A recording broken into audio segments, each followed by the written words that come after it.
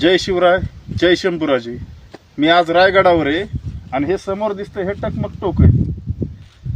माझी एवढीच सरकारला मागणी, सरकार मायबापाला आणि फडणवीस साहेबांना, की जर म्या जरांगेची सुपारी जर घेतली असेल तर SIT चौकशी लावण्यात यावी, नार्को टेस्ट दोघांची होण्यात यावी. जर त्याच्यात मी जर सिद्ध झालो, मी जर त्यांची त्या सुपारीत जर सिद्ध झालो तर ह्या टकमक टोकावून मला आहे का कडीलोट समाजाने करावात.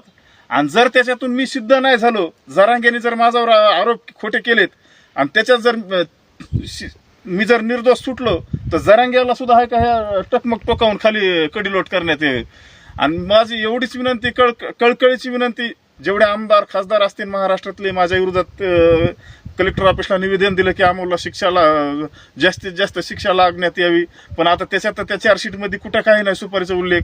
मी त्या आमदार खासदार मायबापाला माझी एवढीच विनंती की बाबा हो, जसं तुम्ही मनोज जरांगेला त्या टायमाला पाठिंबा दिला, सपोर्ट केला, मी बी एक गरीब घरचा मुलगा आहे, तुमचाच कार्यकर्ता असेल एखाद्या आमदाराचा खासदाराचा, तुम्ही सुद्धा आहे का आता जरांगेच्या विरोधात आहे का मुख्यमंत्री साहेबांना लेटर द्यावा तुम्ही. माझी एवढीच विनंती की नार्को टेस्टची आणि SITची मागणी मुख्यमंत्री साहेबांना, जेवढ्या आमदारांनी खासदारांनी माझ्या विरोधात मला शिक्षा लागण्यासाठी लेटर दिलं, तेवढ्या आमदार खासदाराला माझी एवढीच कळकळीची विनंती की आता नार्को टेस्टसाठी आणि SITसाठी आहे का तुम्ही सुद्धा आहे का मुख्यमंत्री साहेबाला निवेदन द्या. दूध का दूध आणि पाणीचं पाणी होऊन जाईल.